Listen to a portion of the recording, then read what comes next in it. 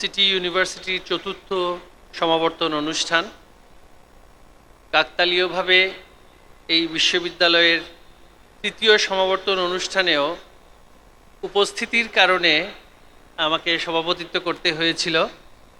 এখানে যারা উপস্থিত গ্র্যাজুয়েট বৃন্দ আছেন তারা হয়তো অনেকেই জানেন না, সেই দিন আমাদের সাবেক সফল শিক্ষামন্ত্রী সেই সভাপতিত্ব করার কথা ছিল।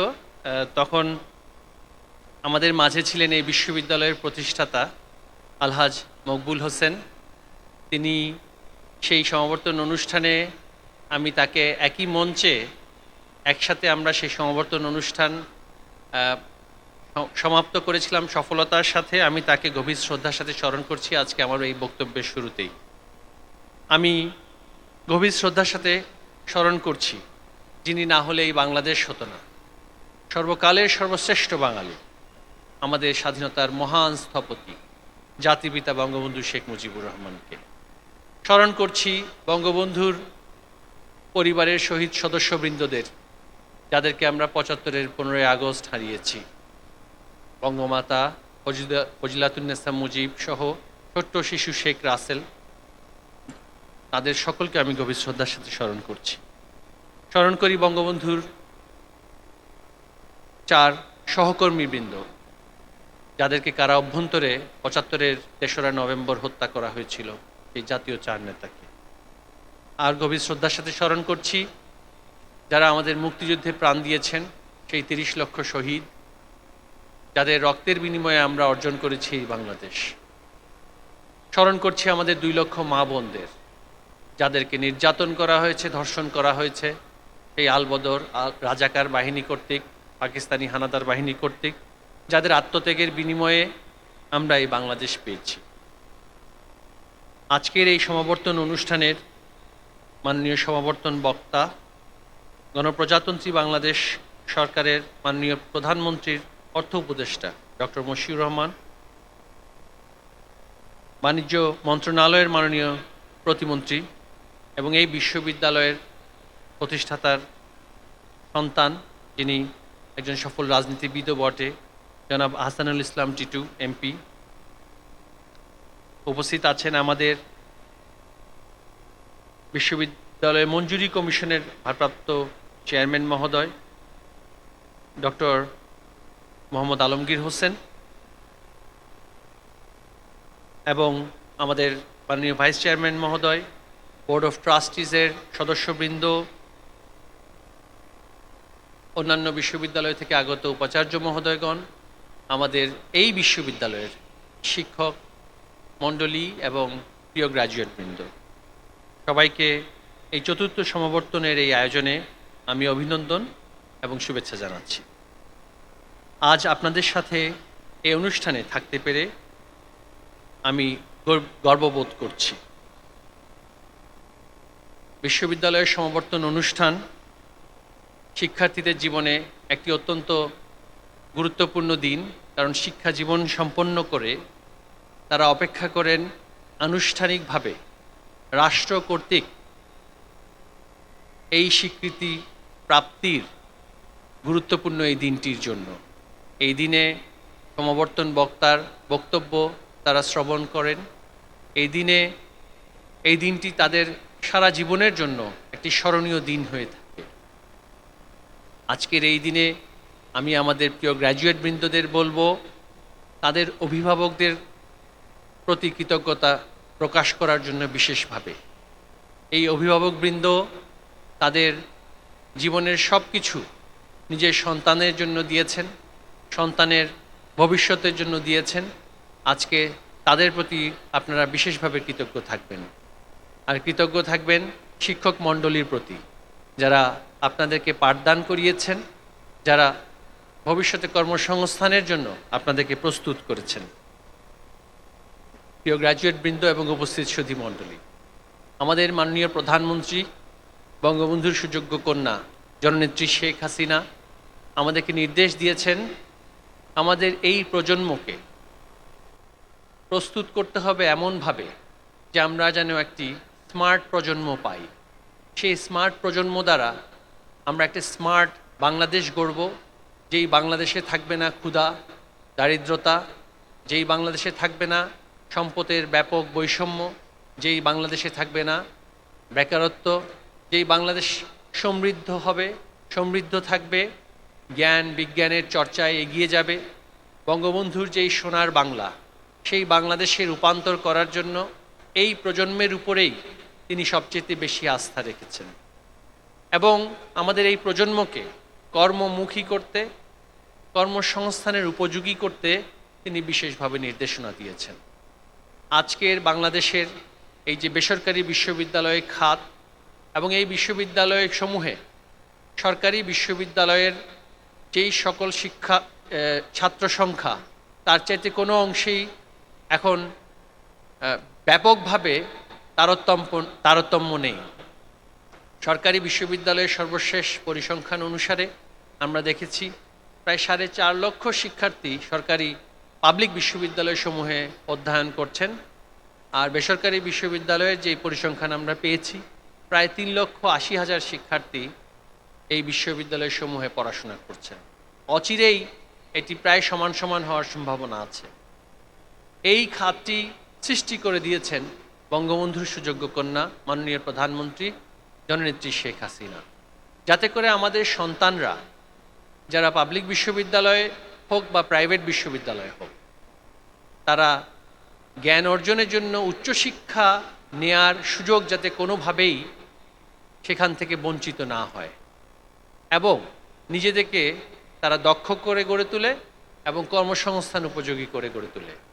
এর পাশাপাশি যারা উচ্চশিক্ষা সম্পন্ন করে গবেষণায় লিপ্ত হবেন, গবেষণা কার্যে এগিয়ে যাবেন, তাদের জন্য যাতে সুযোগ সৃষ্টি হয়, এই লক্ষ্যে আমরা ইতিমধ্যেই বিশ্ববিদ্যালয় মঞ্জুরি কমিশনের সাথেও আলোচনা করেছি যে দেশের সকল বিশ্ববিদ্যালয় পাবলিক হোক বা প্রাইভেট গবেষণার সুযোগ যাতে আমরা সম্প্রসারিত করতে পারি। আমাদের দেশে ইতিমধ্যেই বেশ কয়েকটি বেসরকারি বিশ্ববিদ্যালয়ের মান প্রায় আন্তর্জাতিক মানে উপনীত হয়েছে বলে আমরা মনে করি। আমাদের পাবলিক এবং প্রাইভেট বিশ্ববিদ্যালয় সমূহে যদি গবেষণার জন্য আমরা সুযোগ দিতে না পারি এবং গবেষণার ডিগ্রি দেওয়ার যদি সুযোগ না থাকে, তাহলে এই বিশ্ববিদ্যালয় সমূহের যারা শিক্ষার্থীরা আছেন তারা যেমনি বঞ্চিত হবেন, জ্ঞান সৃষ্টি করার প্রতিষ্ঠান হিসেবে এই যে বিশ্ববিদ্যালয়ের সৃষ্টি সেটাও কিন্তু সম্ভব হবে না। জ্ঞান সৃষ্টি করতে হলে উচ্চশিক্ষার উচ্চতর ধাপে গবেষণা ডিগ্রিগুলো দেওয়ার সুযোগ সৃষ্টি অবশ্যই করতে হবে। সেই লক্ষ্যে মঞ্জুরি কমিশন সুনির্দিষ্ট যে সমস্ত বিশ্ববিদ্যালয়ের এই যোগ্যতা অর্জন হয়েছে তাদেরকে উচ্চশিক্ষা গবেষণা ডিগ্রি দেওয়ার ব্যবস্থা করবেন, সেটি আমরা একসাথে কাজ করব। আর এই সিটি বিশ্ববিদ্যালয়ের ক্ষেত্রে আমি একটি বিশেষভাবে বলতে চাই, আমাদের দেশের বেসরকারি বিশ্ববিদ্যালয়সমূহের বেশিরভাগগুলোতেই দেশের প্রান্তিক জনগোষ্ঠী এবং আমাদের সকলের সার্বজনীন চিন্তা করে আসলে শিক্ষার্থীদের কথা ভেবে অনেক সময় বিষয় খোলার সুযোগ হয় না, কারণ সেগুলো বেসরকারি খাত থেকে অর্থ নিয়েই বা অনুদান নিয়েই পরিচালনা করতে হয়। কিন্তু সিটি বিশ্ববিদ্যালয় আমাদের মাননীয় প্রধানমন্ত্রী যেই নির্দেশ দিয়েছেন যে এই বাংলাদেশ খাদ্যে স্বয়ংসম্পূর্ণ হতে হবে, এই বাংলাদেশে কৃষিকে আমরা এমন একটা পর্যায়ে নিয়ে যাব যেটা বিশ্ববাসীর কাছে আমরা স্বয়ংসম্পূর্ণ খাদ্যে শুধু নয়, বিশ্ববাসীকে খাদ্য রপ্তানি করেও আমরা প্রমাণ করে দিতে চাই যে 1971 সালে আমাদের নামে কিছু শাসক গোষ্ঠী পশ্চিমে যে অপপ্রচার করেছিল, যে বটমলেস বাস্কেট বলে যেই অপবাদ দিয়েছিল, সেটাকে আমরা ঘুচিয়ে আমরা খাদ্য রপ্তানিতে সক্ষম হব এবং সেই লক্ষ্যে তিনি বলেছেন কৃষি শিক্ষায় যাতে করে বিনিয়োগ হয়। খুব কম বিশ্ববিদ্যালয়ের বেসরকারি বিশ্ববিদ্যালয়ের পর্যায়ে সেটা সম্ভব হয়েছে। আমরা সিটি বিশ্ববিদ্যালয়কে বিশেষভাবে ধন্যবাদ জানাই। ঢাকার মধ্যেও ক্যাম্পাস করে তারা কৃষি শিক্ষাটাকে এই প্রতিষ্ঠানের পাঠদানের সাথে সম্পৃক্ত করেছেন এবং এই প্রতিষ্ঠানের প্রতিষ্ঠাতা জনাব আলহাজ মকবুল হোসেন, তিনি রাজনৈতিকভাবে অবশ্যই বঙ্গবন্ধুর আদর্শের একজন কর্মী ছিলেন, সৈনিক ছিলেন, বঙ্গবন্ধুর কন্যার একজন বিশ্বস্ত সহকর্মী ছিলেন এবং তার যেই এই চিন্তা, এই স্বপ্ন, সেটাকে বাস্তবায়নের জন্য তিনি এই প্রতিষ্ঠানে যেমনি করে যারা অর্থের কারণে উচ্চশিক্ষায় বাধাপ্রাপ্ত হচ্ছে তাদের সুযোগ যেমনি করে দিয়েছেন, তেমনি কৃষি শিক্ষার খাতেও তিনি বিশেষভাবে নজর দিয়েছিলেন বলেই তার সাহসী সিদ্ধান্তের কারণে আজকে এই প্রতিষ্ঠানে কৃষি শিক্ষাও পরিচালিত হচ্ছে। আমি তার আত্মার মাগফিরাত কামনা করছি। তিনি আমার বাবারও অত্যন্ত ঘনিষ্ঠ জন ছিলেন। তাদের প্রজন্মের যেই রাজনীতিবিদগণ দুঃসাহসী ভূমিকা নেয়ার কারণেই আজকে বঙ্গবন্ধুর কন্যা মাননীয় প্রধানমন্ত্রী এই যে নেতৃত্ব দিয়ে এই বাংলাদেশের জনগণের ভাগ্যের পরিবর্তন করছেন। আমি সেই প্রজন্মের সকল নেতৃবৃন্দর প্রতিও নিজে এই সরকারের দায়িত্বপ্রাপ্ত হয়ে আজকে জনগণের জন্য যে কাজ করতে পারছি, এর জন্য তাদের প্রতি আমি বিশেষ কৃতজ্ঞতা প্রকাশ করছি। আর আমাদের শিক্ষার্থীদের উদ্দেশ্যে সর্বশেষ যেই কথাটি বলতে চাই সেটি হচ্ছে যে আমরা আমাদের শিক্ষা জীবন আনুষ্ঠানিকভাবে সম্পন্ন করেছি, প্রাতিষ্ঠানিকভাবে। বিশ্ববিদ্যালয় জীবনে অনেক কিছু আমরা শিখেছি, সেটা আচার ব্যবহার থেকে শুরু করে সফট স্কিল, উপস্থাপনাগত যে দক্ষতা, প্রেজেন্টেশন স্কিল, কমিউনিকেশন স্কিল থেকে শুরু করে অনেক বিষয় আমরা শিখেছি। কিন্তু সেগুলো একমাত্র কাজের পরিবেশের মধ্যেই দেখতে পাবো প্রায়োগিক যেই বিষয়টি সেটা, এবং এর জন্য অভিজ্ঞতা সঞ্চয়ের কোনো বিকল্প নেই। আমি অনুরোধ করব যারা এখনও যথাযথ কর্মসংস্থান হয়নি, যাদের অভিজ্ঞতা নেয়ার ক্ষেত্রে আমরা যাতে পিছিয়ে না থাকি। সমগ্র পৃথিবীতে এখন অ্যাপ্রেন্টিসশিপ, আর্টিকেলশিপ, ওয়ার্ক এক্সপিরিয়েন্স এই বিষয়গুলোর উপরে জোর দেওয়া হচ্ছে। প্রাতিষ্ঠানিক শিক্ষার চাইতে এই বিষয়গুলোর উপর জোর দেওয়া হচ্ছে, কারণ এর মাধ্যমে তাদের মধ্যে প্রায়োগিক দক্ষতার সৃষ্টি হয়। সেই প্রায়োগিক দক্ষতা অ্যাপ্লাই করার যে স্কিল, কম্পিটেন্সি এবং কর্মসংশ্লিষ্ট দক্ষতা, যে এমপ্লয়েবল স্কিল, এমপ্লয়েবিলিটি স্কিল, সেগুলো সৃষ্টি হবে। তা আমি সকলকে অনুরোধ করব এই জায়গাতে যাতে আমরা পিছিয়ে না থাকি, যে কোনো ধরনের অভিজ্ঞতাই হোক। সেটি একটি ছোট্ট প্রতিষ্ঠান, সেটা একটা যদি আমরা সারা বিশ্বে দেখি, যেই ধরনেরই বিশ্ববিদ্যালয় হোক না কেন, শিক্ষার্থীরা ছোট ছোট কাজেও নিজেদেরকে জড়িত করেন, শুধু আয়ের জন্য নয়, তারা দক্ষতা অর্জনের জন্যও এগুলো খুবই গুরুত্বপূর্ণ। Teamwork skill, presentation skill, communication skill, এই সমস্ত বিষয়গুলো কিন্তু বিশ্ববিদ্যালয়ের একার পক্ষে দেয়া সম্ভব নয়। অভিজ্ঞতার জন্য ওয়ার্ক এক্সপিরিয়েন্স নিলে সেগুলো অর্জন করা সম্ভব হবে। আর একটি বিষয় হচ্ছে মূল্যবোধ। মূল্যবোধের জায়গায় আমাদের সংবিধানে বর্ণিত একটি অসাম্প্রদায়িক বাংলাদেশ, গণতান্ত্রিক বাংলাদেশ এবং সাম্যের বাংলাদেশ গড়ার যেই মূল নীতি, বাঙালি জাতীয়তাবাদ,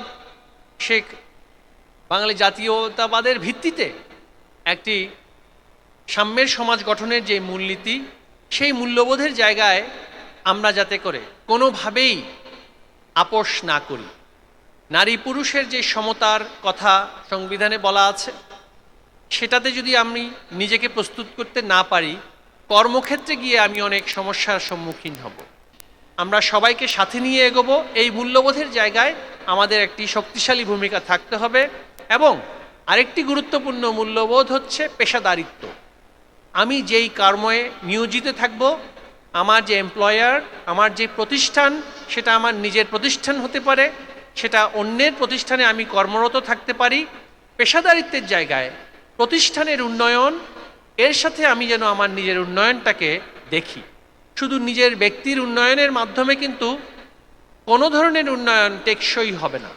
পেশাদারিত্বের জায়গায় ঘাটতি থাকলে, আমরা যেটাকে বলছি ওয়ার্ক এথিক্স, ওয়ার্ক এথিক্সের জায়গায় যদি ঘাটতি থাকে, আমার মানসিকতা যদি হয় আমি শুধুমাত্র সম্মানই নিব বা বেতন নিব, কিন্তু আমি প্রতিষ্ঠানের উন্নয়নের জন্য সেভাবে মানসিকতা ধারণ করব না, তাহলে কিন্তু আমরা যেটা বলছি যে টেকসই উন্নয়ন, প্রাতিষ্ঠানিক উন্নয়ন করা খুবই কঠিন। ওয়ার্ক এথিক্সের জায়গাটাও কিন্তু মূল্যবোধের জন্য খুবই গুরুত্বপূর্ণ। আর সর্বশেষ স্কিল, আমাদের সন্তানদের বিশেষভাবে অনুরোধ করব, আমাদের এই অঞ্চলের প্রতিবেশী সকল রাষ্ট্রেই দেখা যাচ্ছে তরুণ প্রজন্ম নতুন নতুন স্কিল দক্ষতা অর্জনের জন্য প্রাতিষ্ঠানিক শিক্ষার বাইরেও সেগুলো নেয়ার চেষ্টা করছে। প্রফেশনাল এডুকেশন সেটা নেয়ার চেষ্টা করছে। আমাকে শুধু ইঞ্জিনিয়ার হলেই হবে না, প্রফেশনাল কোয়ালিফিকেশন আমার থাকতে হবে। সেটা না হলে আমি কিন্তু দেশে এবং বিদেশে নিজেকে কাজের জন্য প্রস্তুত যথাযথভাবে করতে পারবো না। আমি শুধু অ্যাকাউন্টিং গ্র্যাজুয়েট হলে হবে না, আমার প্রফেশনাল অ্যাকাউন্টেন্ট হিসেবে আমাকে কোয়ালিফিকেশন নেওয়ার মানসিকতা থাকতে হবে। আমি যদি সমাজবিজ্ঞান পড়ি, আমার অনেক ধরনের প্রফেশনাল কোয়ালিফিকেশন নেওয়ার কিন্তু সুযোগ আছে, আমার ভাষা শেখার সুযোগ আছে। এখানে আমরা শুনেছি যে যারা কোরআনে হাফেজ হয়েছেন তাদের জন্য বিনা বেতনে পড়াশোনা করার সুযোগ এই বিশ্ববিদ্যালয় দিচ্ছে। এবং যারা প্রিয় হাফেজ ভাইদের উদ্দেশ্যে আমি বলবো, যেহেতু আমরা হেফজ করেছি এবং শেষ সম্পন্ন করেছি, আপনাদের পক্ষেও কিন্তু সম্ভব আরবিকে কথ্য ভাষা হিসেবে যোগাযোগের মাধ্যম হিসেবে দেখাটা এবং সেখানে ভাষা হিসেবে শেখাটাও কিন্তু সম্ভব। আমি পুণ্য লাভের জন্য, সওয়াব অর্জনের জন্য অবশ্যই আমি হাফেজ হয়েছি, কিন্তু আমি যদি ভাষাটাও যদি সাথে শিখতে পারি, তাহলে আমি যেই বিষয়েই পড়াশোনা করি না কেন, সারা বিশ্বে জাতিসংঘের যেই সমস্ত প্রচলিত ভাষাগুলোর মধ্যে আরবীয় একটি গুরুত্বপূর্ণ ভাষা, সেটা ভাষা হিসেবে যাতে আমরা শিখতে পারি। ইংরেজি ভাষায় আমাদের দক্ষতা যাতে আরও উন্নত করতে পারি। ফরাসি ভাষা, নানান ধরনের ভাষা আছে, সেগুলোতে আমরা যদি এগিয়ে যেতে পারি। ভাষা কিন্তু একটা প্রযুক্তি, একটি দক্ষতা। এই দক্ষতার জায়গায় আমরা যদি পিছিয়ে থাকি, আমরা বিশ্ব নাগরিক হিসেবে বিশ্ব শ্রম বাজারে নিজেদেরকে আসলে কর্ম উপযোগী করে তুলতে পারবো না। আমরা ভাষা শিক্ষার দিক থেকে যেহেতু এই দেশে আমরা সবাই প্রায় একটা ভাষাতেই কথা বলি, সেখানে কিছুটা দুর্বলতা অবশ্যই আমাদের আছে। সেটাকে স্বীকার করে সেটাকে মেনে নিয়েই আমাদের প্রস্তুত হতে হবে ভিন্ন ভিন্ন ভাষা শেখার ক্ষেত্রেও। এবং ইংরেজি ভাষা সারা বিশ্বের জন্য এখন বাধ্যতামূলক। ইংরেজি এবং বাংলাও আমাদের যোগাযোগের মাধ্যম হিসেবে কিভাবে আমরা বাংলা সহজভাবে ব্যবহার করতে পারি সেদিকেও মনোযোগী হতে হবে। অনেক সময় দেখা যাচ্ছে আমরা বাংলায় সাহিত্য পড়ার পরও যোগাযোগের সক্ষমতার জায়গায়, কমিউনিকেশনের জায়গায় কিন্তু বাংলার সঠিক ব্যবহারের ক্ষেত্রেও আমাদের অনেক সময় দেখা যাচ্ছে সেখানে প্রতিবন্ধকতার সৃষ্টি হচ্ছে। ভাষাকে যথাযথভাবে ব্যবহার করা একটি গুরুত্বপূর্ণ দক্ষতা, এবং নতুন ভাষা শেখা, সেটা হোক জাপানিজ, সেটা হোক ফ্রেঞ্চ, সেটা হোক আরবি, আমরা যাতে করে পিছিয়ে না থাকি। ডিজিটাল বাংলাদেশ আমাদেরকে সেই সুযোগ করে দিয়েছে। বঙ্গবন্ধুর কন্যা ইন্টারনেটকে উন্মুক্ত করে দিয়েছেন। এখন সেই উন্মুক্ত ইন্টারনেটে স্বল্প দামে আমার কাছে অপশন আছে। আমি কি শুধুমাত্র নিজেকে বিনোদনের জন্য অনুষ্ঠান উপভোগ করব, নাকি নিজেকে প্রস্তুত করার জন্য নানান ধরনের স্কিল অর্জন করব?